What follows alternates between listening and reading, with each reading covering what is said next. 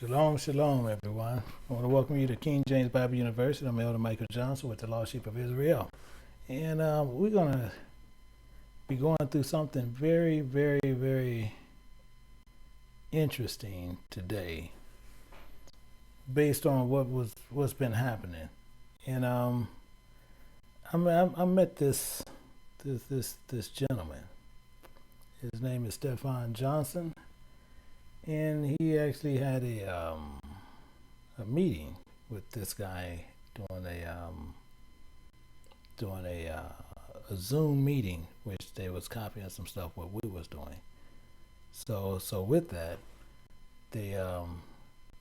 me and Johnson had spoken before, and as we spoken, we need to understand what they was discussing, because what they discussed was some stuff that me and another brother spoke to him about. And before that, he also discussed some things with one of our people from my class, where he was speaking to one of the sisters, and she gave him quite a few ideas about things, which he ended up bringing them out. And now he's incorporated them into his, which that's not the problem. But he likes to take ideas and then he presents them as they are his from the original start and from the original state. But the problem is this. He has used a platform for us to Moab. He used that he used in the front correct right now. And he has set up in questions, and he's trying to structure a lot of stuff as what we do. The same as he has structured his way a lot of ways to where he like to drive around and do as another pastor now does. So he'd take bits and pieces, and he'd try to incorporate them to try to get them to you. However, if you notice, you can go there and look at what he does. He actually just teaches on he teaches on Sabbath day, but now he actually really just a Sunday preacher, just teaches on Saturday. That's the only difference. Technically based on precepts, as the knowledge is not there. So what happened? What went on? They made some interesting things. Him and he got this guy Julius, he's from IOG. But what they did, they made some interesting things. They made comments and they made some statements, even about scriptures. And based with those scriptures, they were sitting there. They never used the Bible. They never whipped it out. But they was actually just giving you interpretation based on what they were. And what they was doing was going into the Bible understanding without ever giving you a clear understanding of the Bible, the scriptures that they was pulling themselves. So what we're going to do, we're going to go through some of the stuff that they said. Currently, right now, we know that video is actually pulled down, so we can't link to the video. Technically, what we're going to do is link to the video where you guys can actually see the video. But since they did that, we can't actually link you to it. But they used a few things to which try to give you understanding about what's going on. Because mainly they're using scriptures to deceive people, to make them give a personal understanding, and they twist it to have people to deceive them to try to get money from them. So again, as they were sitting there messing with me, they found out they messing with a grown lion. But that's beside the point. And my thing is, he should have left sleeping lion sleep, because I was willing to leave everything in the back. However, some statement was made, which I know was speaking directly to me, which was a couple of weeks ago. But but some of the problems, we're going to address the problem. We're going to address the straight effect of the problem, because they keep running teachings and they keep saying teachings to which they want to tell you about tithes and offerings, corporations, 501c3s, and they like to talk about the fringes. These are some of the questions that they bring up. So since they bring them up, we're going to go a little bit deeper. So we're going to go about the tithes and offerings. We're going to look at the fringes. We're going to go into the deeper side, which I was going to leave that alone. But since they want to bring up 501c3s, we're going to go into the deeper side of that and get a clear understanding what is 501c3 is set up, and how and why it's set up the way it is, and why they run it the way they run it. So whenever you hear this, easiest thing to do, link them to this video, and you can let them know if they can show anything otherwise. I'm more than happy that what we're doing is going on. This is the way we run. So we need to understand what is happening. So what we're going to do, we're going to start looking at some of this this information, and we're going to start seeing what was happening here. So we're going to look at 3 things that we're going to get a thing on. But then they also like to run over to a certain site, and running in there where Julius and them got a lot of their understanding based on tithes and offering. They use some scriptures, and one of the main scriptures that they do use, they like to use Proverbs 3:1 to actually come out with the main understanding. And we're going to start there, and then we're going to go deeper into it. So first we're going to look at Proverbs 3:1 and 2. And it says, "My son, forget not my law, but let thy heart keep my commandments." Now they like to use this based on tithes and offering. This is one that he uses. If you go there and look at it, and you'll see exactly he's using this exact scripture right here, which is tithes and offering, telling you, forget not my law, keep my commandments in your heart, and you will find it is not speaking of what they're saying they're speaking of. This is the problem. But they saying it's commanded for you to keep this law, so they're using it to where you're going to keep the tithes and offering as a law, and this is what you must have to do. And if you're not doing this, then you're not keeping the law of the Most High God, because he's saying that you must be doing this to where you can keep the law. If you're keeping the law, you have to be giving tithes and offering to this preacher. This is what they're saying. And they saying, and then they're flipping it up on the preacher, saying you're giving it to the church, which the church, they deceiving you. So let's look at this a little bit more. It says, "For length of days and long life and peace shall they add to thee." So they use this to tell you, if you paying your tithes and offering, you keeping the law, and your length of days should be increased. So they like to use this for a simple thing, because they're using it as a commandment that you need to have. And if you're not paying this money to them, your length of days should be shortened. Are you guys with me on this? See, we need to understand exactly what's going on here. But we're going to break all this down, because we're going to make sure this is very clear. And when they have a problem, they can go to these verses and you can tear them down any kind of way you want to. Because one thing you have to understand is this: these are precepted. And when it's precepted, it's making sure you can't break it up. And when you can't break it up, you can't sit there and just go make something fit what you want it to fit, because it says, "Son, forget not my law." So the main thing is it commanded? Is it commanded to keep this law? This is the point. So let's see, was tithes and offering as a law? Because it's not. But we're going to see sites that says this, but we're also going to see what is commanded and what was not commanded. So let's look at this. So let's go to Leviticus 1:1 and 3. It says, "And Yahweh called unto Moses, and spake to him out of the tabernacle of the congregation, saying." So the Most High went to Moses, told Moses, "I want you to tell Israel something." So let's see what he told Moses to say. So he spake unto the children of Israel. So he want Moses to speak to the children of Israel and say unto them, if any man of you bring an offering unto Yahweh. So he's telling Moses clearly, if anybody of Israel bring an offering unto me, ye should bring an offering of the cattle, even of the herd, and of the flock. So this is how he's telling you, if you're going to bring me an offering, this is what you're going to do. He's making himself perfectly clear. So and it's saying providing, if it's providing, it's to mean the same thing. So if, or providing, any man bring you an offering unto Yahweh. So if anybody's going to bring anything to me, it has to be an offering of the cattle, even of the herd. And this is how it must be. If his offering be a burnt offering sacrifice, a burnt sacrifice of the herd, let him offer a male without blemish. So this male cannot have a blemish on it. Meaning what? This male cannot have no problems with it. None. It can't have scratches, spots, anything on it. Can't be sick, torn, nothing. Are you with me? When you bring this, and you should offer it on your own voluntary will. So again, This is not a commandment. It's voluntary.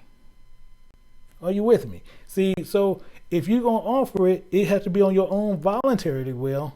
And if it's on your own voluntary will, it's not commanded. So if you're going to bring this to the door of the tabernacle, what's going on? See, because they want you to bring this, what they want to call money, to the church.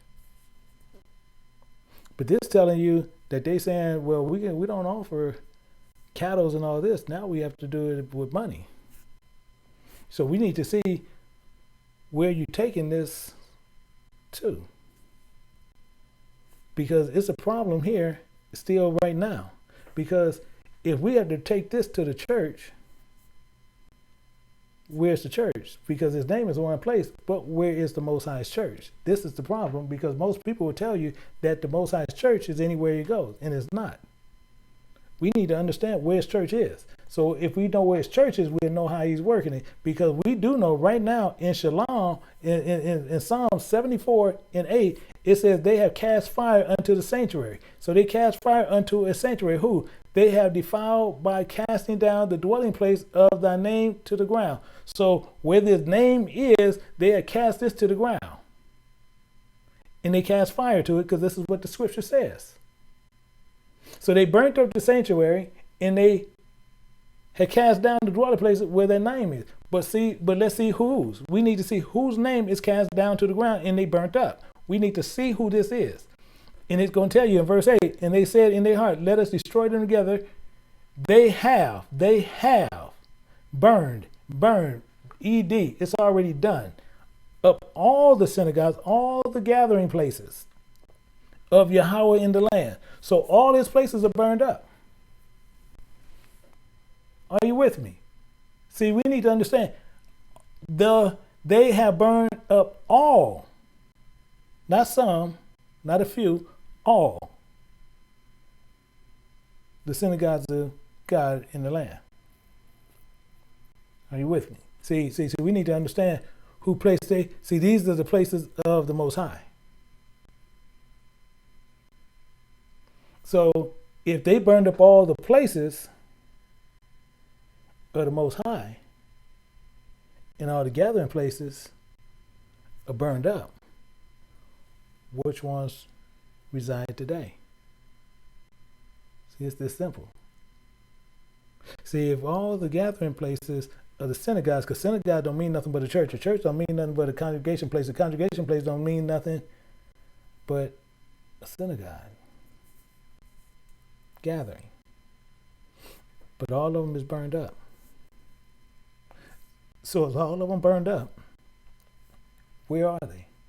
Where the ones are out there today? Let's look at this. Revelations 2:9. For even Yahweh shall see, he said, I know thy works. So he knows the works that we're going through in tribulation, because this is what we've been put into. Because Yahweh shall know the works of the people and sending them through more tribulation and keeping them in poverty. How? Because he knows the blasphemy of them which say they are Jews. So he knows the blasphemy of them which say they are Jews. See, we even have Israelites saying they are Jews, but they're more the son of Satan. Because it says that they're not. They are the synagogues of Satan. See, because you got to remember, Satan's sons do not sit there and pick and choose who he's going to choose for him to work for him. See, the Most High telling you one thing, but they telling you about what he's doing. See, tribulation and poverty, but thou art rich, because your salvation is being secured. But he know the blasphemy of which they say they are Jews and are not, but are the synagogues of Satan. But you got to remember, when you go into a gathering place in a church, anywhere in the land right now, that church is not his, because they burned it up. And we're going to dig more into that. See, because they like to use this on just other people. But we're going to straighten all that out. Because it also tells people, the first thing is how the Most High loves a cheerful giver. And he do. However, you say, and they say, you need it for They need, as they were sitting there saying in the video, they needed to take care of the bills of the church and the electricity and all these things. And we need to understand the full context of what this is saying. We need to understand, if it's doing it this way, how is it being set up? See, because if you got to take care of bills of the church, you got to take care of all these things, then, and that's what you're saying is doing, then okay, we need to understand the full context of what the scriptures say, because you do say all the time how much he loves the cheerful giver. See, 2 Corinthians 9, it says, but this I say, he which soweth sparingly shall reap sparingly. He which soweth bountifully shall reap bountifully. See, this is one they use. This is a clear scripture they use. Because they say if you get a little in the plate, you're going to get back a little. I know many of you guys heard it. So ones that are sitting in the church, I know you done heard this all the time. And if you sow sparingly, you're going to reap back sparingly. But watch this. See, it's something very clear. It says, every man according to his purpose in his heart, so let him give, not grudgingly or out of necessity, for Yahweh loves a cheerful giver. See, this is the part that most people miss. See, we need to watch this. See, watch necessity. See, you can't give grudgingly or of necessity. Meaning what? See, you can't give of necessity. So if it's paying the gas bill, electric bill, the phone bill, line, water, trash, painting, cleaning, keeping the church is a necessity. He said you can't give it based on that alone. Let him give, not grudgingly or of necessity. You can't give out of necessity. So they telling you they got to take care of the church. So why is they using this and it's telling you out of necessity? So people who's giving and it's based on necessity and they telling you that the church bills need to be paid, then who's the fool?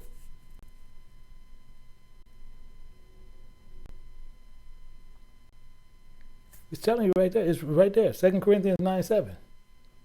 Every man according to his purpose, let it in his heart, let him give, not grudgingly or of necessity. So when they sit there saying they got to pay the church bills, they got to do all these things, that's a necessity.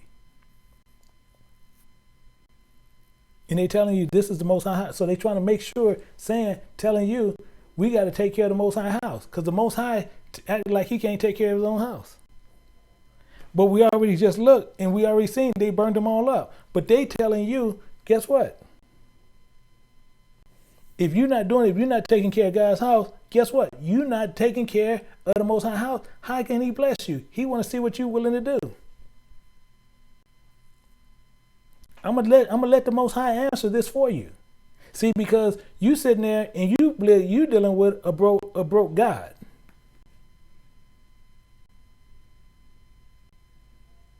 Are you really dealing with a broke God? See, because I don't deal with a broke God. I don't deal with one on that way. But they'll tell you, if you don't give out of necessity, then you cheating God. But I don't deal with a broke God. See, because we got to understand one thing. Psalms 50:10, it says, for every beast of the forest is mine, and every cattle upon 1,000 hills. See, all this stuff already belong to him. Are you with me on this? And then he even goes on more. Verse 11, he said, and I know all the fowls of the mountain and all the wild beasts of the field are mine. So we got everything in the field, in the air, everything belongs to him. But you saying, if you're short on money and you can't pay this bill, the first thing that you do is, if you sow sparingly, he's going to give you back sparingly. He's telling you, everything belongs to him.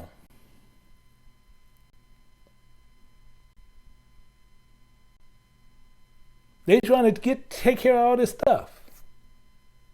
We got necessities, and it said you can't give out of necessity. And they want to sit there and tell you that the Most High is looking for this stuff. And the Most High tell you plain as day, if I were hungry, I wouldn't tell thee. For the world is mine and the fullness thereof. Everything belongs to him. So if he's hungry, he's not going to even ask you but for anything. What is the problem? These are the scriptures they don't want you to deal with. Everything belongs to the Most High. So why do he want your money?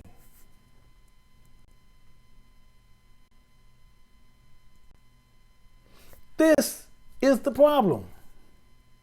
He said, everything in the forest is his, everything on the hills is his, all the fowls of the air is his, everything up on the mountain is his, all the beasts are his, everything belongs to him, and if he was hungry, I won't even tell you a word. Are you serious? And he wants your $20. He wants your $50. Are you serious? That's the guilt trip they teach you. Teaching you that you need to be giving them money.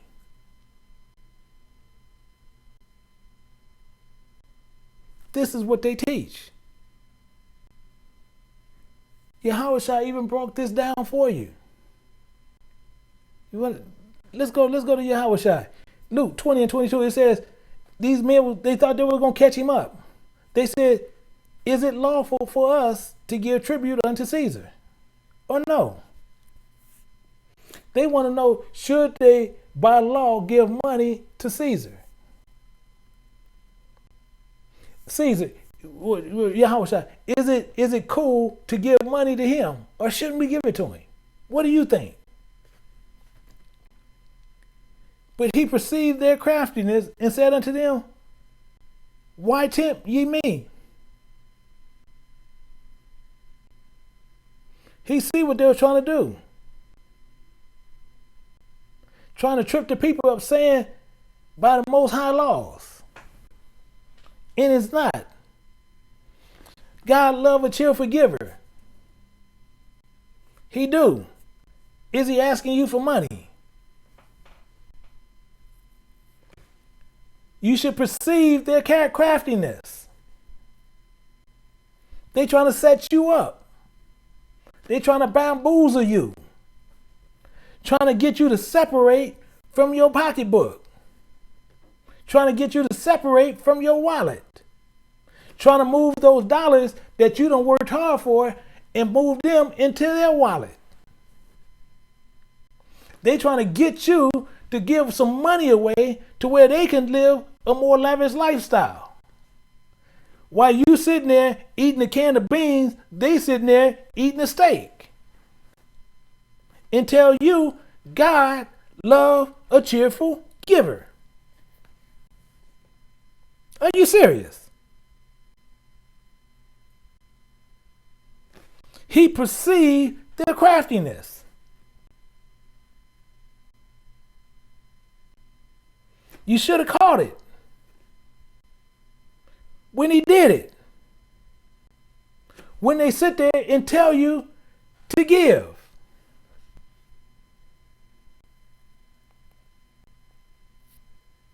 This is the problem. So he went on more. He said, show me a penny whose image and superscription hath it. What they say? And they answered him and said, Caesar's. So it's showing you, in the illustrating of the money, he's going to use their money, and he asked who image and superscription is on this penny. Caesar's.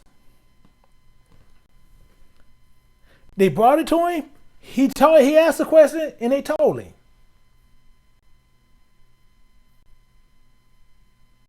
How can you sit there and see that an image is on some money, and then you're going to think that you don't have to give it back to the owner?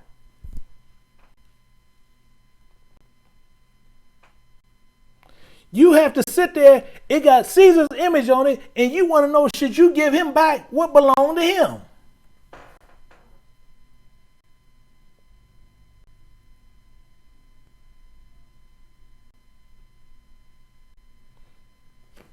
Do you know how silly and asinine that is? We acting just like a bunch of just donkeys out there being stupid. Whose image and superscription is on that money? It belongs to the owner that's on the image. They said Caesar's. So whose money is it? So Yahweh said unto them, render therefore unto Caesar things which are Caesar, and unto God things which are God's. I know y'all missed it. I know a lot of y'all missed it. But that's all right. We're gonna get this. We're gonna get all this straight. See, because we're gonna learn something today. Because it's sickening to keep letting people fool Israel, and we got Israel out there fooling Israel. I'm not worried about the other ones. I'm worried about Israel. For that reason alone, who do this money belong to? It belonged to Caesar, so you got to give this money back to Caesar. And the things that belong to God, you got to give back to him. And when he even did that, the people was amazed on what he did. Because they even said in verse 26, it says, and they could not take hold of his words before the people, and they marveled at his answer and held their peace. Why did they hold their peace? All he said is, image is on there, it belongs to Caesar, you got to give it back to him. But anything that belongs to God, you got to give it back to him. And they marveled. Why? Why did they marvel? Why did they sit there and marvel at him? I'm going to tell you why he marveled? I'm going to show you why. Because he said, whose image and whose superscriptions on there? They said Caesar. He said, and you give that back to Caesar. And you get what belonged to God, what belonged to God. You go to Genesis 1:26, and it said, God said, let us make man in our own image and our own likeness. That's why they marvel. It don't say, give them some money. This is what these fools do. They go out there and they want to teach. You need to be giving them some money to take care of their buildings. Something that they lusting for. Something that they want. This is what they do. And he said, let us make man in our own image and our own likeness. Our own image and our own superscription. You got to give to Caesar the stuff that belongs to Caesar. You got to give back to Yahweh the things that belong to him. He created you in his image. You got to go back to him.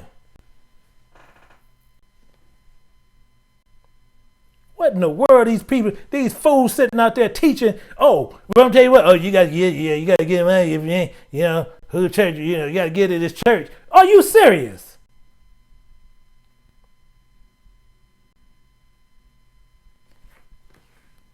Precepts is key. Precepts keeps you out of the darkness. Precepts gives you understanding of everything that you need to know in the Bible. Do you think I have to worry about what I tell you about the Bible? I work for him. I have to serve you. Do that sound like you have to pay me? Don't even tip me. He gonna pay me. What, you gonna tip me, think I'm gonna give you some extra something? I ain't got to give you nothing. All I got to do is give you everything that the Most High said. I work for him and he tell me to work for you. So if you need that extra beef on that patty, I got to give you that extra beef on that patty. If you need that extra sandwich, I got to give you that extra sandwich. You ain't got to give me no tip. You keep that for yourself. I work for the Most High. And they want to, we got this building. We got to take care of our building. You can't even give out a necessity. But they want to sit there and say, this is what tithes and offering is all about. This is what they want to say tithes and offering does. So we're going to deal with some tithes and offering. We need to look at tithes and offering. We need to make sure we understand tithes and offering.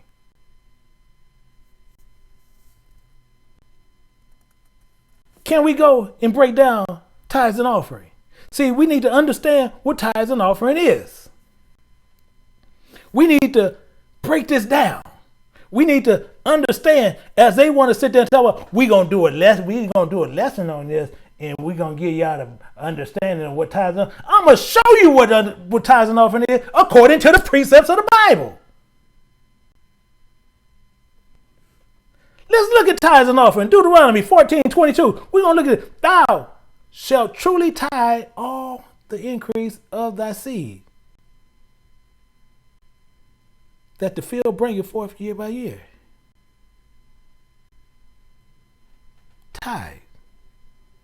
tithe.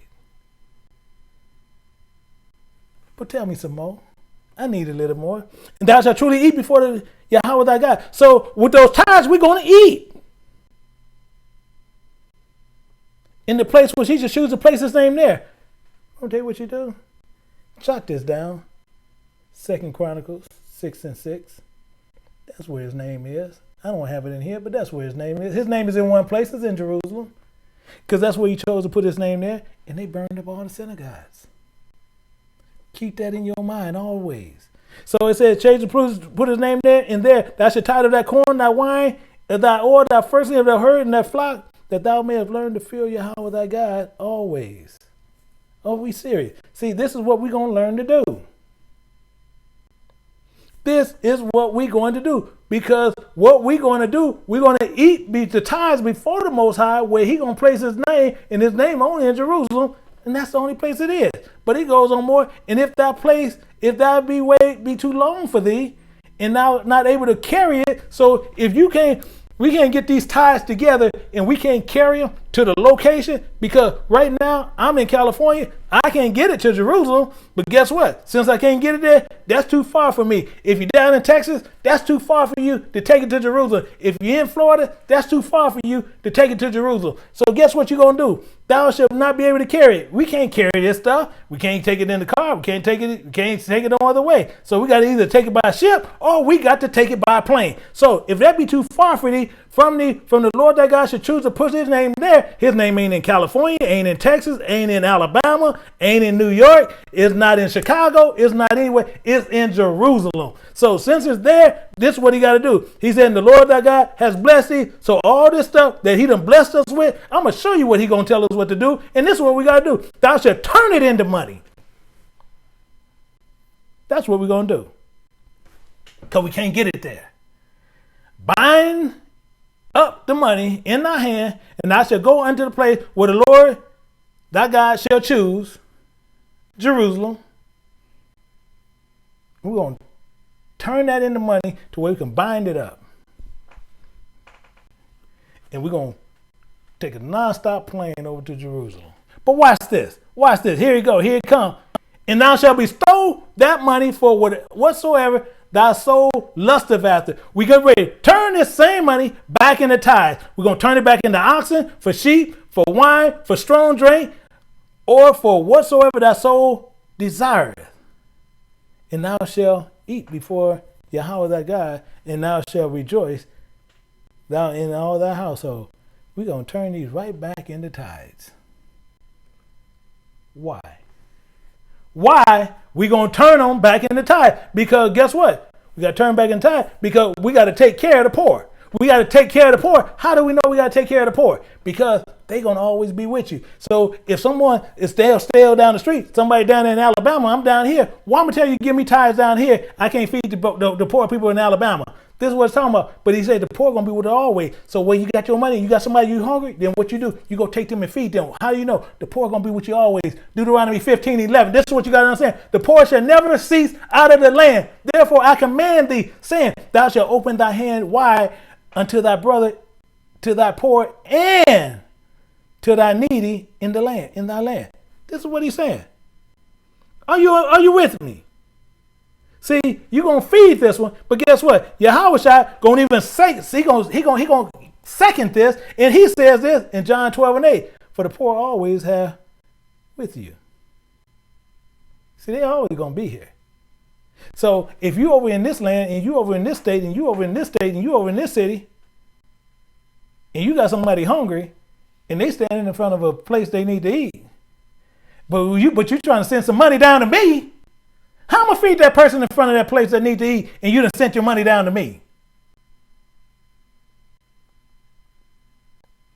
All you're going to do is give me some money to where I can buy my wife some red bottom shoes.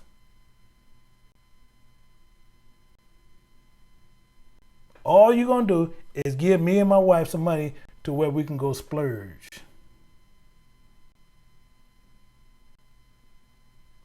I work for the Most High. I don't need your money. I work for him. He said, I got to work. So I work. He said, but even though you work, I'm going to make sure you're all right. But you're going to teach my word. Okay. I work for them and I work for him. I got to give for me to live on this earth to this people. But then what I got to do for God, I got to do for him.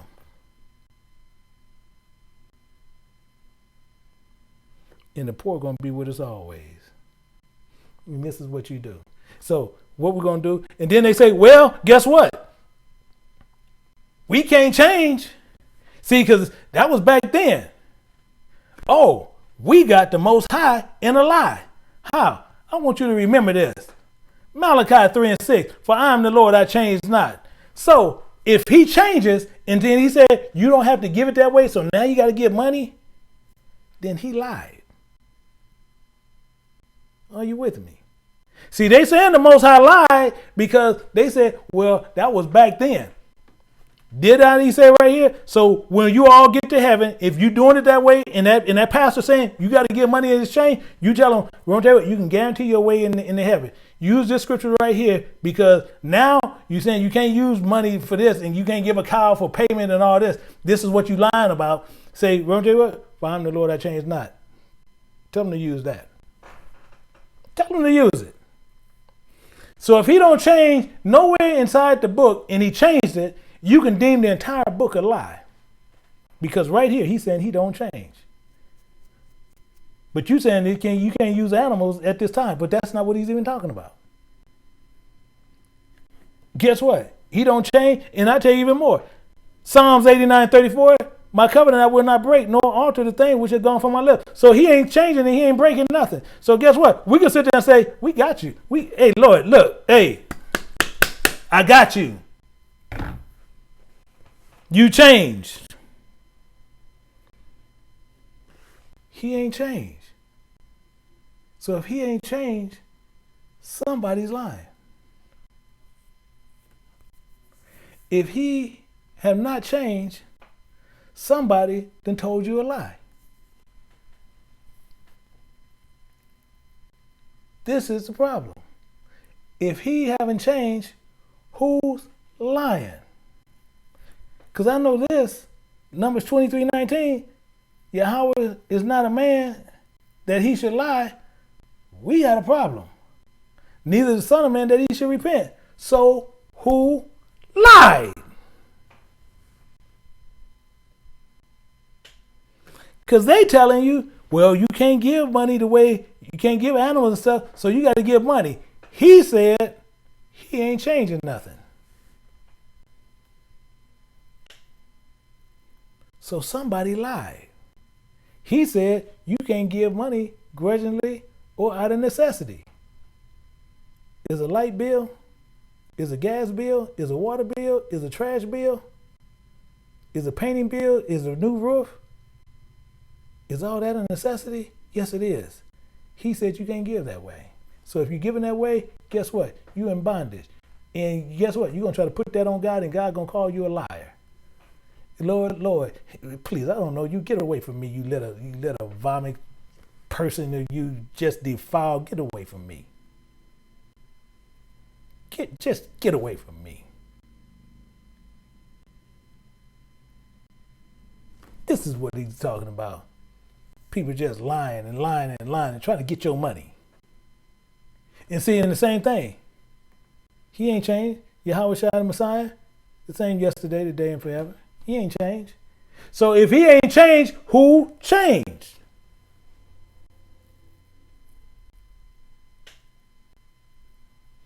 Who changed? And the Bible ain't changed. So they're lying to the people and they just need to stop it. Then, if this isn't worse, they get worse. Or how we like to say it, they get worser. If this is not bad enough, they get worse. If this, they haven't sit there and lied to you about all this, they get worse. What they say? We don't need to wear no fringes. Really? You don't need to wear no fringes because you can remember. That was old stuff. And that's putting you back in bondage. So if you got to put on fringes, you tied to the whole law. Really? Do you know how stupid and asinine that is? We're going to look at something. Let's look at this. Numbers 15:38, and it says, speak unto the children of Israel. Israel, you are. So you're Israel. So guess what it says? Bid them that thou should make them fringes on their borders and their garments throughout their generation, and that they put upon fringes of their borders a ribbon of blue. Really? So he's telling you who he's speaking to. Israel. Make borders upon their garment and some, but you got to do it, and you better be doing it. So again, the Bible, either the Bible is lying or the person who's telling you don't wear them is lying. Because you got to remember, he said don't change. He said he do not change, and he's not altering nothing. So either if he's altering it, then guess what? Then you saying, hey, God, come here, God. You're lying. See, that's what you're saying. Do you know how stupid that is? You telling him you don't need to wear fringes? Do you know how stupid it is? Let's look at this. And it shall be unto you a fringe that ye may look upon it and remember all the commandments of Yahweh and do them. But you say that you don't have to. You say you don't need them. And then it says, and that ye seek not after your own heart and your own eyes, after which you use to go a whoring. So guess what? You don't win a whoring because you went a whoring after the money. You see how you see somebody's lying and it's not the Most High.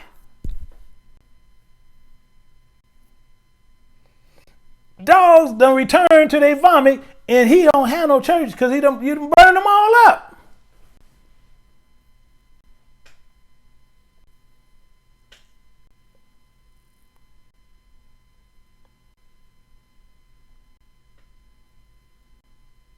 So, got a question for you. Got a question for you.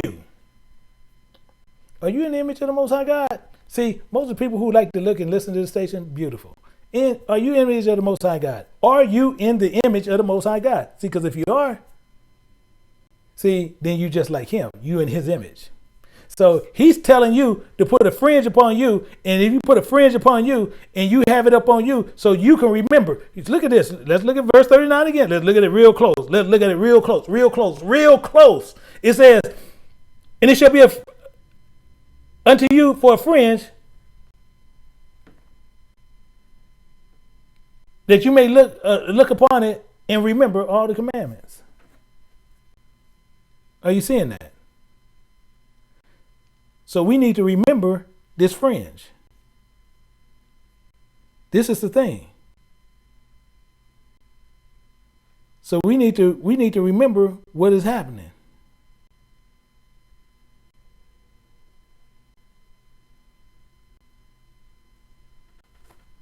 We need to understand if we in his image, we have to be like him. He's saying for us to remember. So if he got us with a fringe, let's see do he use them. Let's see do he use fringes. Genesis 9:13, and it says, I do set my bow in the cloud, and it should be for a token, for a covenant between me and the earth. So he done set the token in the cloud for a covenant between him and the earth. What is it? This bow, and it should come to pass when I bring a cloud over the earth, that the bow shall be seen in the cloud. Are you serious? But let's see and let's get close to this. And it says, and I will remember my covenant. Wait a minute. He got a fringe in the cloud.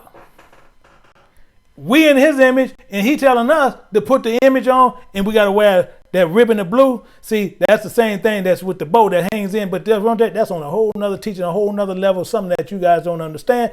But this is what it is. So that level of blue, this is why the fringes You can put it whatever color you want. But that ribbon, it got to stay blue for a certain reason. Tell me why.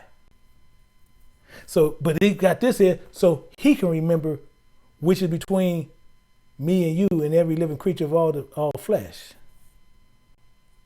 So the Most High use fringes. But you say you don't need them no more because you better than God.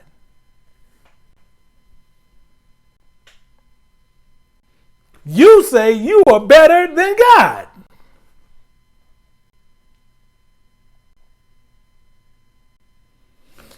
The Most High use a fringe so he can remember not to burn our butt up. He tell us to put on fringes so we can remember his law. You say you don't need them.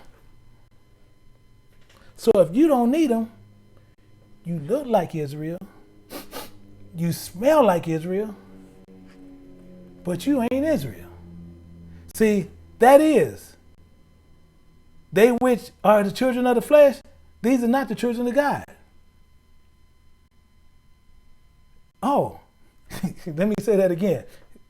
But it's the Bible. But let me say that again. But this the Bible. They which are the children of the flesh, these are not the children of God. See, but the children of the promise is counted for the seed. See, the ones who made that promise with him, who's going to keep that covenant, they the ones who doing it. But guess what? But the children of the flesh, these are not the children of the God. So, you don't need them. You look like Israel. You smell like Israel. But you ain't Israel. Why is this?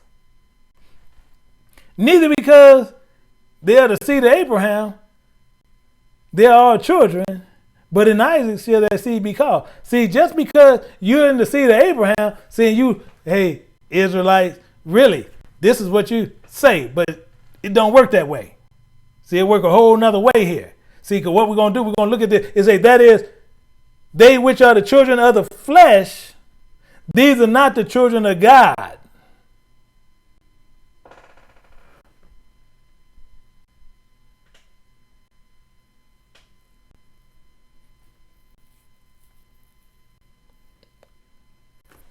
So let's see who your daddy is.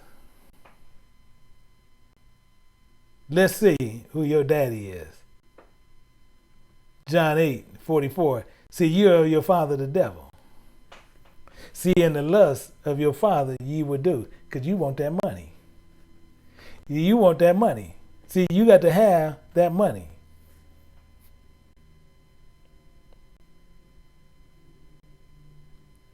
See, ye are your father the devil.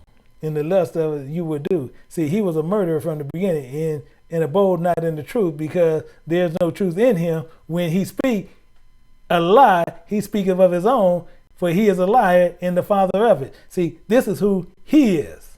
See, that's who your daddy is. See, because you want to hold to, well, this is what we do. We're going to sit here. We're going to run some tithes and offering. We're going to get this money now. We got to have this money because guess what? Papa needs a new pair of shoes and my mama needs some dang red bottom and I need y'all to pay for it. I just don't need y'all to know that this is what it's for. See, because I done quit work because guess what? I done quit work to where I can make another 6-7 figures now a year and I can get it from y'all.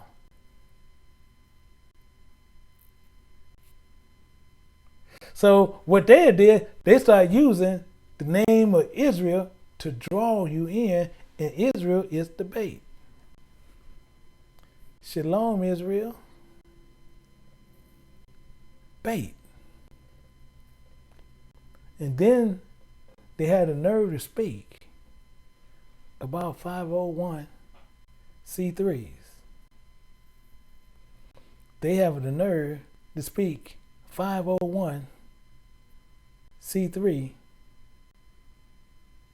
about Moa. See, they tried to sit there and say that I have one, what I have one, but I don't want to be accounted for it because I was taking money. And you can't find no one that's in my classes where I take money. So we're going to get some stuff straight. So if you ever had this problem, we're going to make sure it's completely straight. Because what I give is free.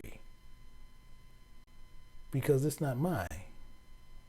It's him who I serve. This is his stuff. This is his word. I can't charge you for what is his, because I'm a servant. I don't carry that kind of rank. I'm a servant. I don't carry the rank that he carries. I don't carry the rank that his sons carries. I don't carry the rank that the Spirit carries to where I can sit there and charge you for this word.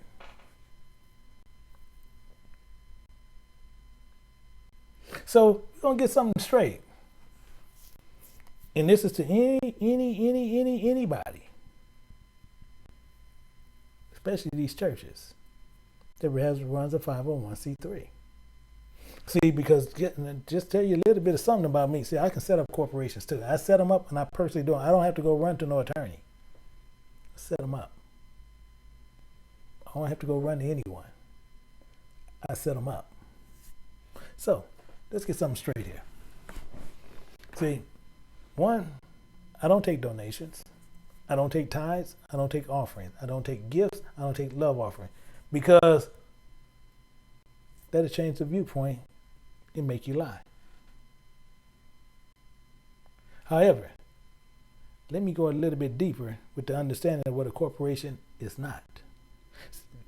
Let me say this again. Let me go a little bit deeper. See, because as I said, when you got a sleeping lion and he focused somewhere else, let him stay focused over there. Don't bring him back and put a spotlight on you.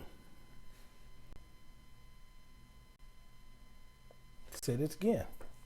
When you got sleeping lions over here, don't bring a sleeping lion and wake him up to put a spotlight on you. So we're going to go to the facts about the 501c3. See, because I can go deeper, but I'm going to go deep enough to where we can always discuss, but we'll never discuss in private again. Anytime we ever discuss, we're going to always discuss in open. To where we won't get no mixed up lying going around. So, same thing. The facts about a 501c3 church corporation is according to the state legal definition. We're going to look at the state legal definition on what a 501c3 corporation is by definition of the government. And I'm always open. My door will always be open to any one of these churches that's running them. Let's look at this. Let's understand what this is. See, the creator of a corporation, we got to understand, we got to look at the basics. The creator of a corporation, the creator of these corporations is the state. So if the state is the creator, then the state controls and governs and rules the corporation, period. And we're going to see how this works. So this means is what? So the state is the sole authority and ruler or head over the corporation. And it's over them all, period. What did I mean in this? We're going to get into that. See, the corporation is subject to the laws of the state, which limits its powers. Meaning what, for example? So if they sit there and say, you better not be teaching, you better not be teaching on homosexuality and certain other things that is against the state, you better not teach against it. That's what that means. And if you teach against it and we know about it, we're going to take your 501c3 from you. Because you have violated the rules of the corporation. Now do you understand what I'm saying? This is the application that they sign. See, this is making a deal with the devil. See, this is why I don't run a 501c3. This is why other ones on any other level why they don't run them. Because if so, you govern by that state. And if they tell you, you better not, and you got something, oh, no, he ain't never tell me I can't do this, and I do what I want to do. I better do this. I dare you. I triple, double, quadruple, dipple dare you. Record a teaching on homosexuality and how wrong it is and what they should go to, and they're going to bust hell wide open doing it. Record it and send it to the state and tell them, this is for them. And see where you have it.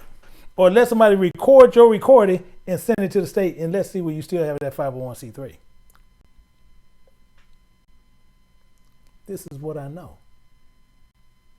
This is a fact. It's no way around it. See, a corporation is subject to the laws of the state, which limits its powers. You have no constitutional right to go against the state who rules it. See, the corporation has no constitutional protection rights. None. See, the corporation is more of an artificial person to allow you to do certain things and to grant people stuff. Almost like a head man being put in charge over the location. But you cover no rights, and you have to operate within the rules and regulations within the corporation, within the body of the site. So the same thing, if you're 501c3 and you operate in a 501c3, even homosexual, and I'm talking about you got hate groups, you got homosexual groups, you got all kind of groups that can be a 501c3. You're all in the same body.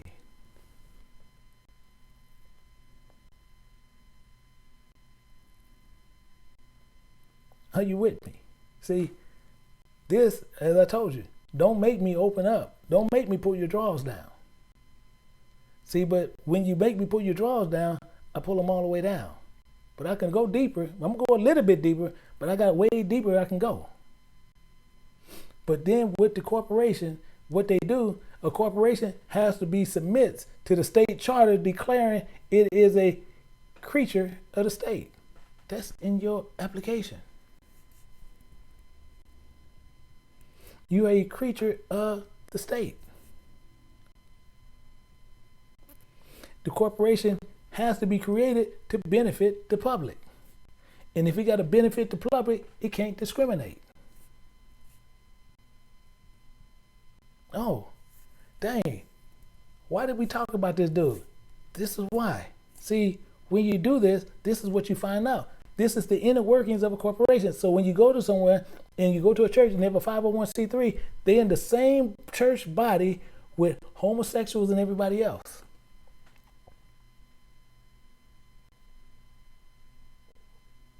Yeah. So they can't sit there and say, oh, we're going to talk about this. No, you're not. You're talking about another part of your body.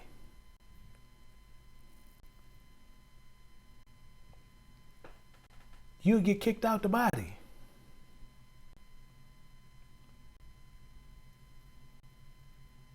Are you with me? See, this is what goes on. See, but they, just as I said, see, when you sit there and you don't know what you're actually talking to, and you think that you're doing something, you don't know who you was actually dealing with. But a corporation has to benefit the public. So if it had to benefit the public, you can't discriminate. So what a lot of these churches did, they just said, well, guess what? We ain't going to marry nobody in the church. Y'all got to go somewhere else and marry somebody in the church. But guess what? If y'all marry one person in church and then y'all deny this homosexual group that they can't marry, they can sue you and they're going to win automatically, because guess what? That's discrimination, because you don't belong to you. You belong to the state. You part of the body. See, a corporation is more like a franchise. You're a franchise of the state. See, this is what they don't want you to know. See, this is what they don't like. This is freezes them up. This gets them in. See, and then they say, well, see, I've been running a 501c3 for more than 20 years. Yeah, You've been part of the body, and guess what? And they tell you what you better not do. And just like I'm even telling you, I dare you, triple, double dare you, double dare you to teach on a homosexual, record it and send it to them and see where you still have it. Because I can teach on them, send it to them. The most thing they're going to say is I'm a fool. See, that's what they're going to tell me. That's most they can tell me. They're going to say, what can we do to him? Well, we can't do nothing to him because he ain't no corporation. Oh, really? No. Because guess what? I work for the Most High. Oh. We can't do nothing to him. But this one over here, we can jam him up. He a 501c3. They'll light your butt up. You part of the body. If Satan come in there in a Satanist church, that's a 501c3 too. See, this is who all your body is. So because you got Satanist group, that is 501c3 too. Guess what? You better not talk about them. You better not. I double dare you to sit there to do a teaching on a bunch of devil worshiping churches that doing what they're doing. Go study one, teach on them, and send that video to your state and see where you still have your 501c3.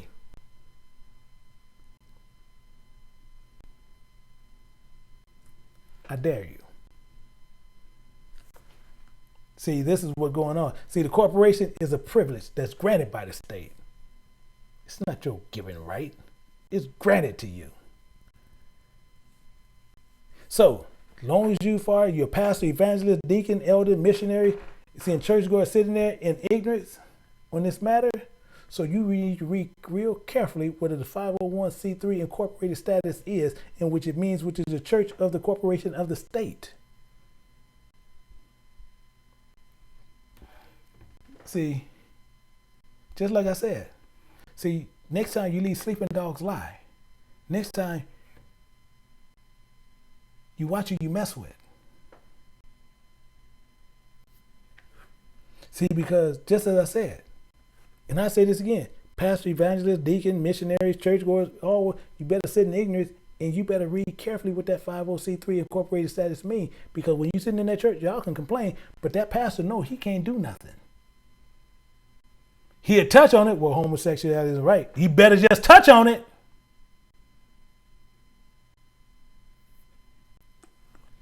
And I'll tell you right now, I won't never marry a sodomite. Never. Tell them to come sue me. Never. Never. Make it clear, never marry a homosexual. Never.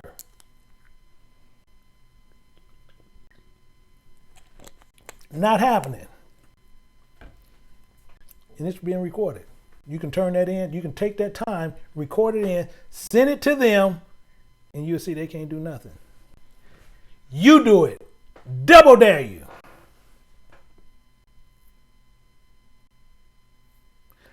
Double dare you to do it. Because you're owned by the state under the 501c3.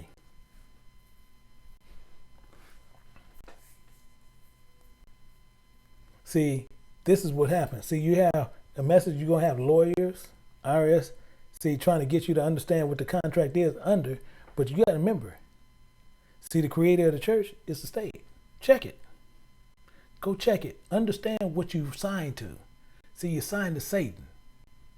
See, the state is the sole authority and sovereign head over the church. Not you. See, the church is always subject to the laws of the state, and that automatically limits your powers.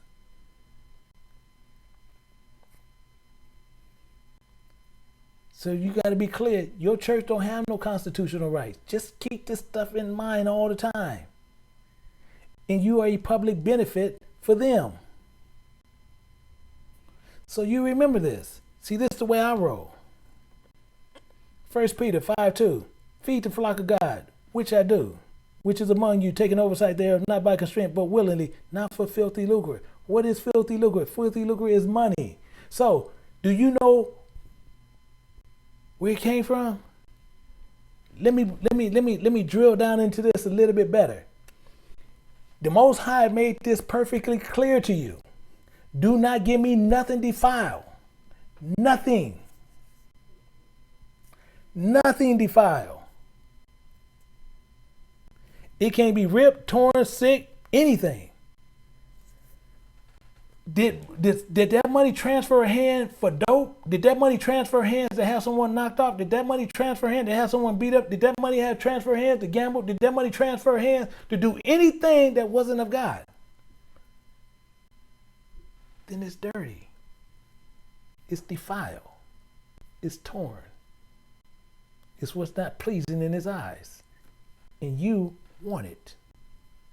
You're a preacher and you want it. And it's defiled to God.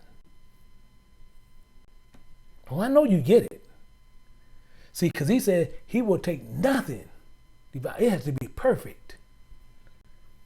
And if that money transferred for anything other than what it was clean for, if you went and bought a pork sandwich or a pork sandwich was bought with it 5 transfers ago, that money is defiled. If you received $1 and that dollar had been in circulation for 5 years and now it's in your hands, you don't know what that dollar went through. But it's not clean once it gets in your hands and you call yourself, you're going to give it to God. Do you know how foolish this is? Do you know how sick that is? That's filthy lucre. Filthy, filthy, filthy lucre. And they're going to sit there and tell you all what's right. Are you with me? See, then more so, what they're going to do, neither being lords over God's heritage. So you got preachers out there calling themselves they the shepherd. You trying to be a lord over God's heritage. You a servant. You're not a shepherd. But they didn't change these Bibles telling you, oh no, y'all shepherd. You ain't no dang shepherd. It says one good shepherd in the Bible. So if it's one good shepherd, what are you?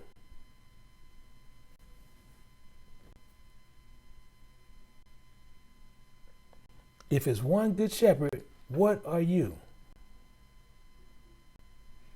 But it says what? But being examples to the flock. That's all we're supposed to be. Nothing more. But it goes on more. It says, when the chief shepherd shall appear, ye shall receive the crown of glory. I'm getting paid. I'm getting paid. But I know you thought I forgot.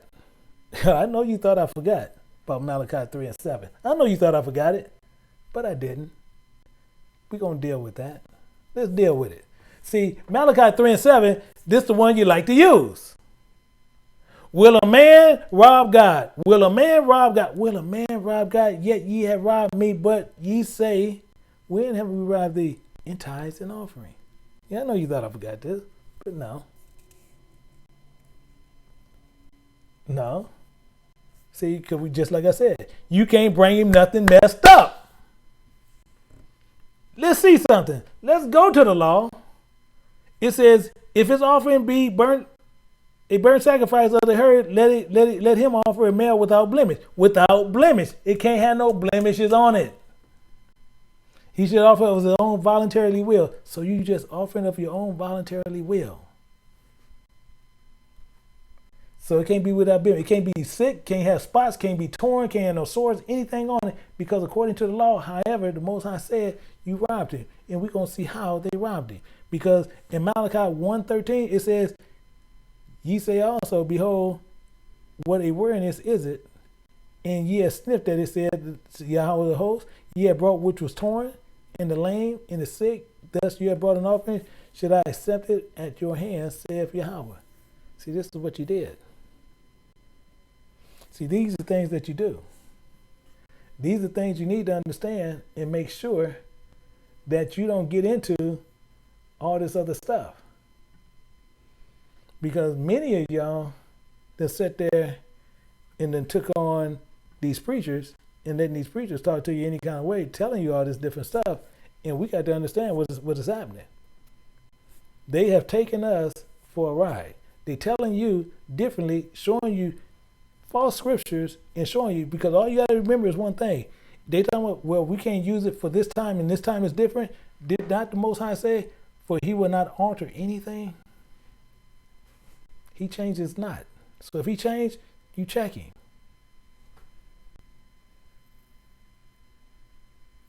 Are you with me?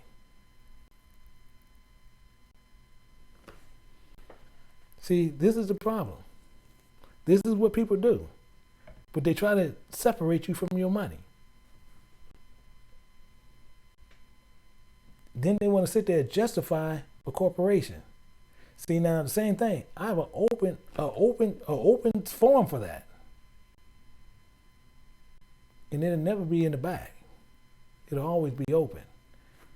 We'll go through the contracts of a corporation and show you, because I was gonna show it, but I said no.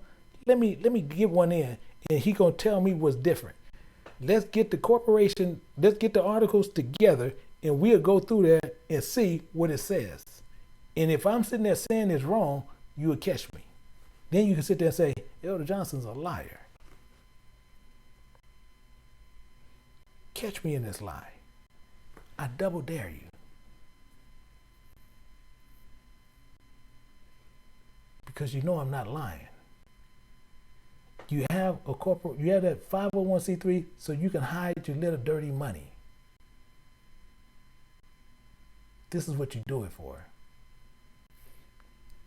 Now, I got a little bit to where I can take some questions, but this is what it's about.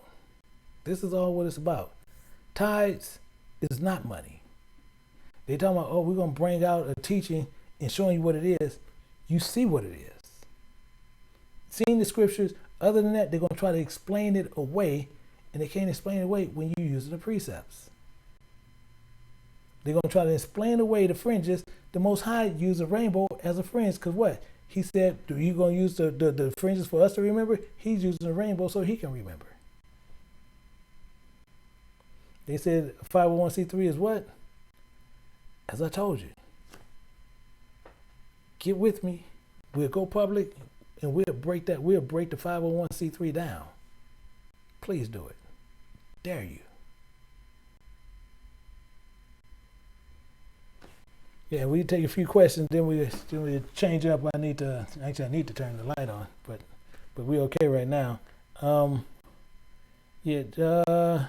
appreciate it. We're taking a few questions. People in the church. Let me see. I got this. And oh, this is weird. So yeah, you need fringes. Yeah, you need fringes bad. We have some people that's actually in here that actually can get a hold to them. And I was getting some, and then I'm so busy. But the class, I got fired. I got overruled. I got fired from the job. So I used to get some of them, but literally they fired me from the job. So and so I don't try to go over them. And yep, I appreciate it. I'm not sure if that's a brother or sister done. Yep, there it is. It's plain and simple as day. It's not about money. We're not here about money. We're not here. We're here to teach you the way you can understand exactly what you need to be doing with the Most High. He do not need your money. The poor be what you always. If you need to take care of some poor person, you need to feed them, whatever. You have money, you take care of that. That's all you do. And yeah, so I make if you making tassels, are you making tidzits? If you making tidzits, that's one thing. Tassels, if it's tidzits, if you making tidzits as you do with Jewish, those are not the ones that need to be done. So I'm not sure that's what you're talking about. Yeah. See, specify the way to make fringes. See, fringes, people make tidzits, which that's a Jewish way of doing it. That's not what you actually do. I do have some people which they will cut their shirts and kind of shred them all the way around, put a blue border around them. We do have people who do that. So it's different ways that people are doing them. And you're more than welcome. Yeah. Yeah, I'm glad you guys understand it. Okay, Paul, what if they tried to use Melchizedek for tithes and offering? Okay, good question. Tell you what, let's deal with that. Let's do this. Let's deal with that right now. We're gonna deal with that right now. We're gonna take care of that right now. Let me set up. I wonder, can I? Yeah, I should be able to do it. Let's take care of that. We're gonna go, and we should be able to take care of it. So 1 second. I just need to get a couple of things set, and we're gonna take care of that. Cause they might try to use that. No telling, they might try to use it. So let's take care of that. We're gonna go to Genesis 14, and we're gonna sit there and we're gonna look at Genesis 14. And then I'm gonna put it on my screen. So just bear with me for a minute. Just bear with me. We're gonna take care of that. But you're right. They might try to use that. Now, let me set up another one. I wonder, can I switch it? Let me see. Let me see if I can switch it. If I can switch it, that's even better. And let's see. If I can switch it, I'm gonna try this. And if it works out, it'll work out. Okay, let me see if this will work. And I believe I got it up. So let me see, I can check it from my side. Let me see, I want to make sure I can see it, and then I'm gonna go through it. 1 second. Yep, got it up. So let's go through it. So we got we're looking at Genesis. We're looking at 14, and we're gonna look at verse 18. We're going to 14 verse 18, and it says, "And Melchizedek, the king of Salem, brought forth bread and wine, and he was the priest of the Most High God." He's making sure this is perfectly clear. He was the priest of the Most High God. So let's see what happened. "And he blessed him and said, Blessed be Abraham of the Most High God, possessor of heaven and earth." Now this is what went on. He said, possessor of heaven and earth. Watch how clear he's going to be on here. "And blessed be he of the Most High God, which have delivered thy enemies in thy hand," and he gave him tithes of all. This is what you're talking about right here. This is what the problem is. This is what we're going to take care of. This is what we're going to straighten out. Because now Abraham, they went into the valley, and they took everything and went and got his nephew back. This is what happened. But now, when he came up to Melchizedek, he gave him tithes of all. This is what this happened. So now we're going to look at verse 21. "And the king of Solomon said to Abram, Give me the persons and take the goods for yourself." So the king of Sodom, crooked little old joker, he's saying, "Hey, you can keep all the stuff. Just give me the people so I can redo a kingdom." Literally, that's what he was doing it for. But watch this, verse 22. "And Abraham said to the king of Sodom, I have lift my hand up, I lift my hand unto Yahweh, the Most High God, the possessor of heaven and earth." He letting him know he's dealing with the Most High God of heaven and earth. Now watch what he's going to start saying. "I will not take from a thread even a shoe latch, and that I will not take anything that is thine, lest thou say, I have made Abram rich." So he's saying, I'm not taking nothing, because you're going to say you made Abram rich. So let's see what these tithes are, because verse 24 is going to tell you what the tithes are. So he says, "Save only which the young men have eaten, and the portion of the men which was with me, Aner, Escol, and Memory, let them take their portions." But you see right there, "Save only which the men have eaten." You see that? Eaten. Tithes. Actually, let me get it all. See, this is the tithes. Why are we going to show this as tithes? We're getting ready to prove this point. Tithes. Let's go to Deuteronomy, because you see right here it says eaten. Eaten. It's clearly telling you eaten. So let's go to Deuteronomy. And we're going to go to 14. And we're going to see again what these tithes are. We're going to go down to 22, and we're going to look. "So we know thou shalt surely tithe of all thy increase of thy seed of the field shall bring forth year by year." Now, you see this tithes. But watch what verse 23 says again.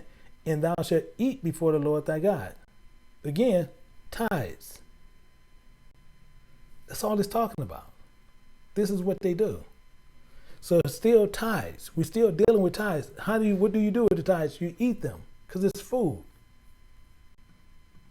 This is what they do. This is what they try to fool you with. They try to fool you with this stuff, telling you something else, and this don't have nothing to do with money. That's why you're sitting there saying that. So they'll sit there and they're trying to use anything. So how are you eating tithes? You ain't going to eat money, but this is what they use. So it's the thing. Can you turn that light on? This is right here. Yeah, thanks. Thank you, sweetie. Yeah, so this is what they do. This is what we have to understand what happens. So when people sitting there telling you that the tithes do a certain thing, we have to understand exactly what's happening all the time. So let me see. Actually, I got to go back again. Yeah, we did hair covering. I do a women wear fringe. You know, women, they make belts out of fringe. Women do it y'all got so many different ways y'all do it. It's unreal. Literally, it's unreal because women even can make belts. Y'all friends literally can do it, and women do it. Women with hair coverings, same thing. Actually, I do that in the back, but the main thing is they sit there and command you to wear hair coverings. Again, it's not a true statement, but this is what they teach. You got to remember, you got men teach in a legalistic way, and you don't supposed to be teaching in a legalistic way, and that's what they do. So, and thank you. Gonna join the class and learn Bible precepts. Yeah, we have Sister Finkley. I believe she's in here. Let her get your email and stuff, and she can go through with it, and she can take care of that. And thank you.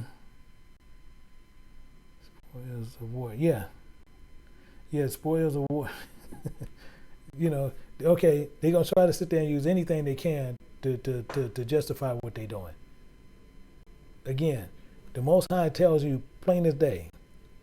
And actually, let me go to it again to make sure we understand what's exactly happening. We're going to make sure we clearly understand what is actually happening. And let's go here clearly as day. We're going to go to Jeremiah. This is something that was actually in the teaching. We're going to go to Jeremiah 7, chapter 7. And he's making this clear. Chapter 7, we're going to go down. Let's go down. Make sure this is clear. It says right here, verse 22. He's making himself clear. For I spake not unto your fathers. So he spoke not unto Israel, nor commanded them. So he spoke not unto Israel, our fathers, nor commanded them in that day that brought them up out of the land of Egypt concerning both burnt offerings and sacrifices. Because he didn't command us to do it. He said those was voluntarily things. So he didn't speak to us about it, but he said, if you're going to do it, I'm going to tell you how you're going to do it because you're not going to bring me anything. That's what he was making himself clear about. But now we're going to look at verse 23. It says, but this thing I command thee, saying, what? Obey my voice. That's what's commanded to you. That was the main commandment. Who else he commanded to do the same thing? He did the same thing to Adam. Told him just what not to do. And he's just saying, obey my voice, and what? I will be your God, and ye should be my people. And walk ye in all the ways that I have commanded you, that ye may be well unto you. This is all he's saying. You see, it's not rocket science, but this is what they're pour. They're pour rocket science on you to fool you. Don't let them fool you this way. The Bible is precept out. The problem is most people don't know what spiritual meaning in the Bible is. We have to know what he's talking about. And the main problem is, same thing we teach them in the back. This is what you got to remember. He said he'd never speak to us in literal language. He only spoke to Moses this way. So if he only spoke to Moses this way, so when you read what thus said the Lord, what you think he's saying? He's saying everything in a parable way. He never speak to us as he spoke to Moses. We're not Moses. So this is one of the problems. And so let's see. Okay,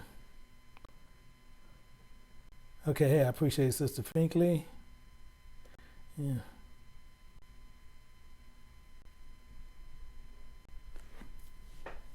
Yeah. Okay. Yeah, I appreciate. Yeah. You look anywhere. You can look all over anywhere. You'll never see me asking anything. That's just not me. And anywhere you see me attached to, because I know I'm attached in other places.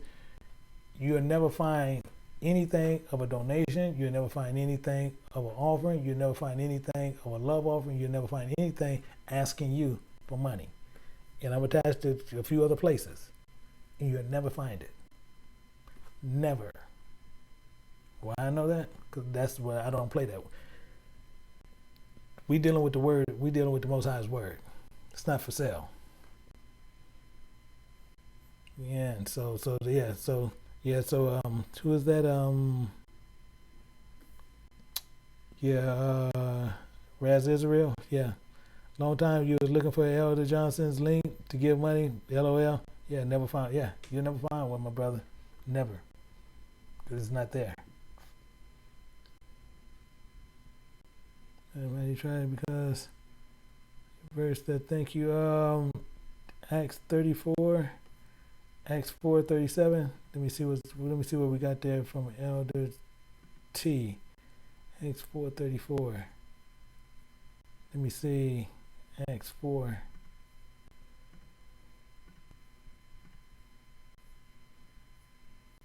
Let me see.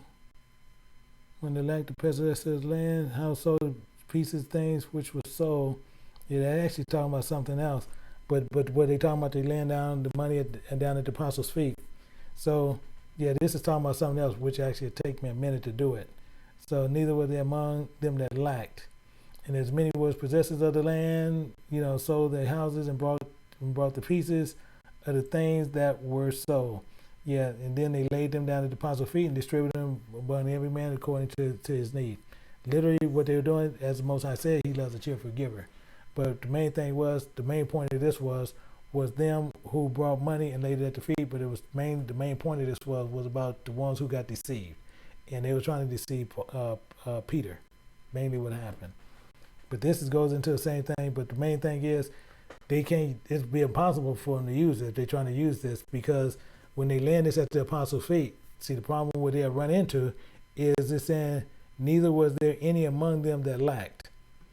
Okay, so this is where the problem going to run into in verse 34, because it's saying neither there was any among them that lacked. So you even had a poor, they wouldn't lack anything, but you can walk inside of a church and you can see poors in there that will lack. So this is where it'll get away, but I can actually do a teaching on this to make it and simplify it even more for you. And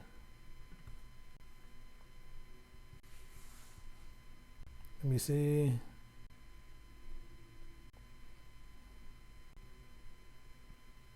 Okay.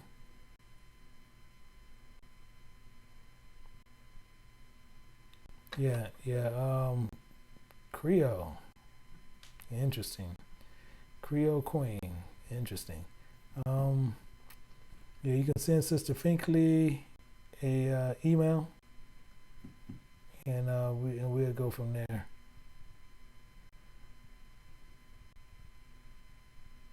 You want to get a French copy of the King James Bible? Actually, there's a couple of places, but you got to see they kind of change up the words a little bit in French. And shoots, I tell you what, can you, Pierre, can you send Sister Finkley an email? Send her an email, and then have her then Sister Finkley send me his email to where I can actually send her the link to that. See, what if you want to give alms? What you gonna give alms to me for? See, that's the same thing. But if you give an alms to a church, what you giving alms to a church for? As I just showed you, all the synagogues of God is burnt up. So, same thing. If you want to give alms, what we trying to do here? It makes no sense. And yeah, should be wearing them all the time.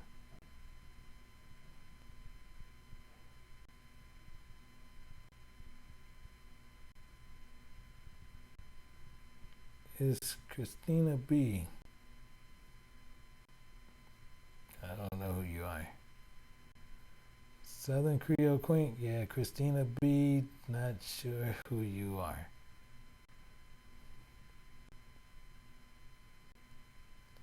I tell you what, let's see, Sister Pinkley, can you, I'm going to set up a thing real quick for her to come in the back. I'm going to go in the back. Let me set this up, pass them the link. 1 second, let me take care of this. And I'm getting ready to set it up to where everybody else who's part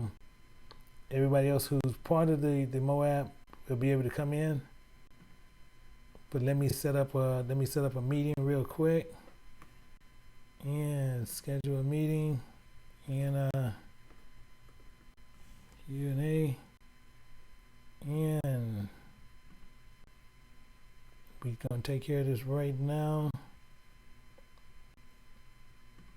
And Sister Finkley, I got this set. Let me take care of this right now, and then I'm gonna put this in here, and then actually I'm gonna put it in the chat. It's in the chat. It's in the chat for everybody else, but then also, Sister Finkley, I'm gonna give it to you the way you can give it to people where they can come in the back real quick, cause I got a little time. 1 second, Sister Finkley. There we go.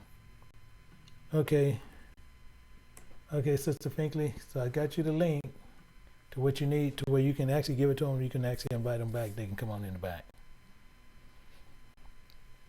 And so Sister Finkley got it. So she has the link to which some people are going to be coming in the back. I'm going to go in the back in a minute to where we're going to be able to take a few questions, and then we'll go from there.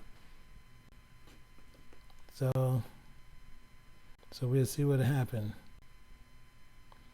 And other than that,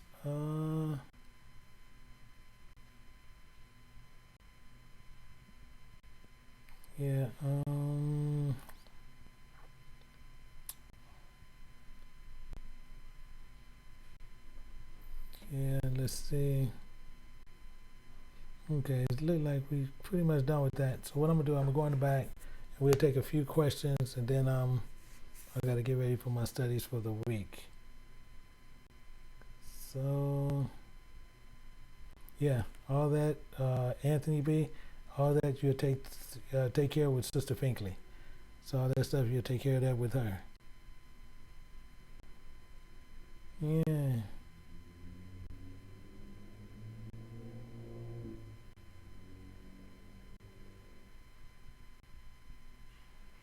Okay, zeal.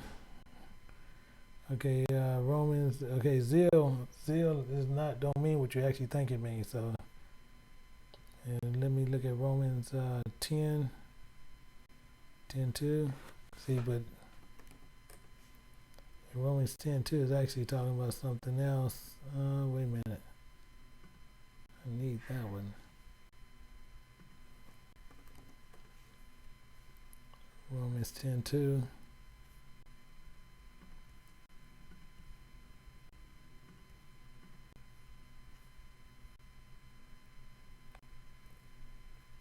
Yeah, that don't even make sense what you're saying. Romans 10:2.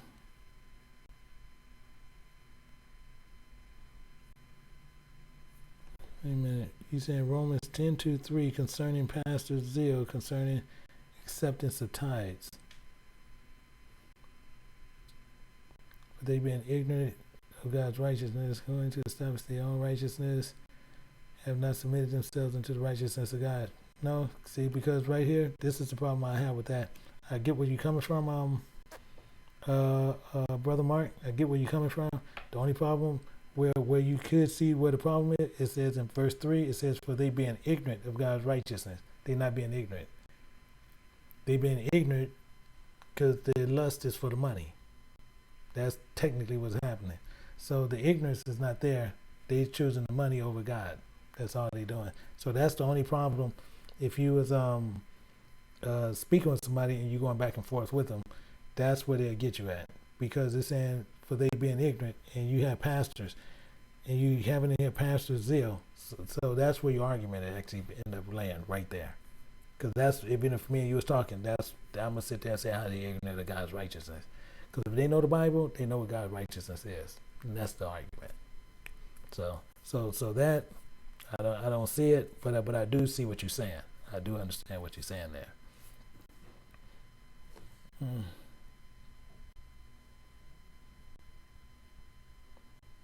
Matthew 6 and 4. Matthew 6 and 4.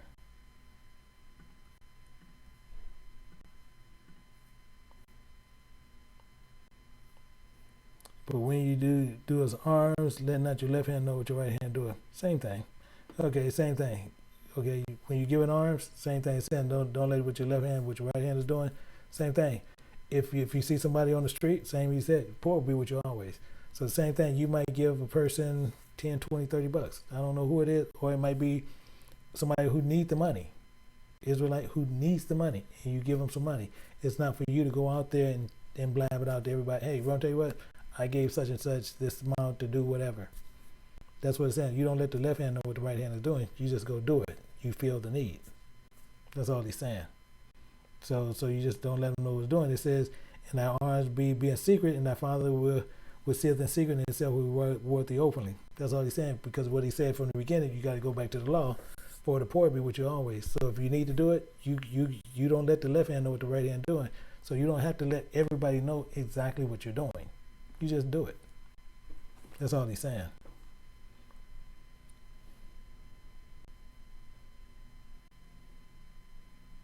Okay. And yeah, Sister White, yeah, same thing. We have Sister Finkley. I know she's been worked, but email her, and right now she has a link to where a lot of you guys can come back there. So she has the link. So, but you have to have a Zoom account. If you have a Zoom account, you can easily get into it, and then we can answer a few questions, because I'm getting ready to come out of here right now.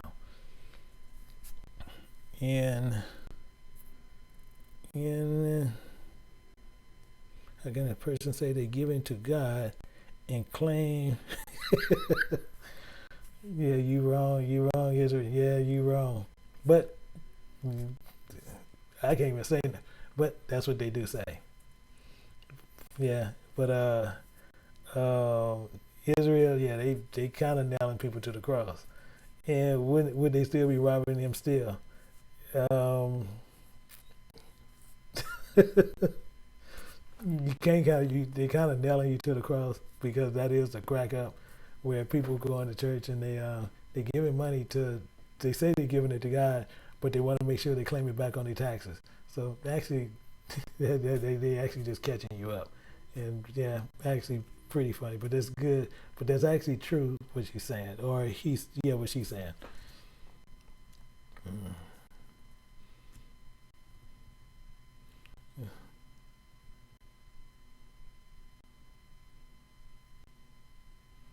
Yeah, it's painful to say there are some teachers whom I respect a lot. Yeah, I understand what you mean. I got cousins who actually, pastor big churches and many things.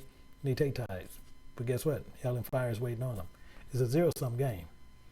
Same thing. Sit there, tell them what it is, and we go through it. However, they still going to accept what they're going to sell. Why? Because the lust of money, they're going to accept it. It's a zero-sum game.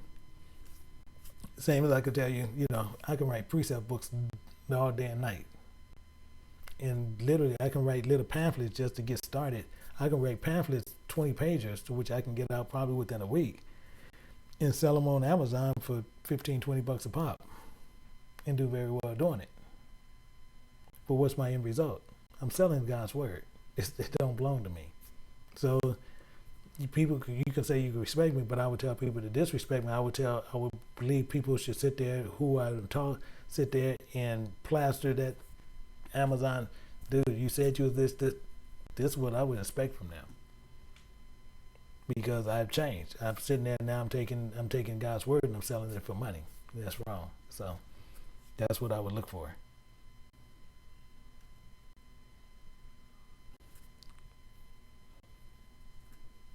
Yeah. Thank you, Elder and Sister Finkley.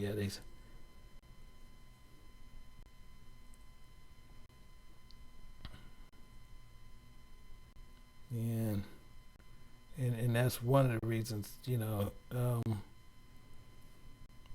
People, people try to give you money, and my thing is, don't accept it, because all you gotta do is accept it, and that'll change all your thoughts.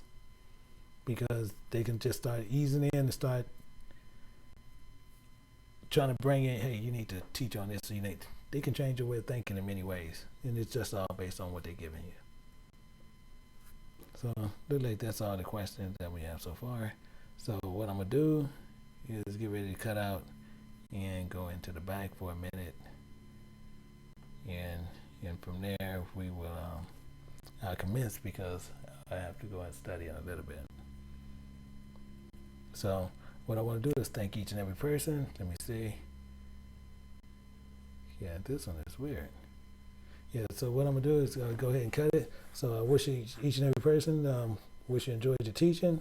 Hopefully that each person was richly edified, but besides that, that you was educated, understanding tithes and offering,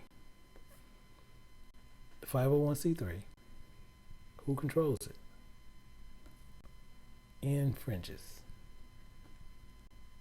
So with that, I bid each and every person a shalom.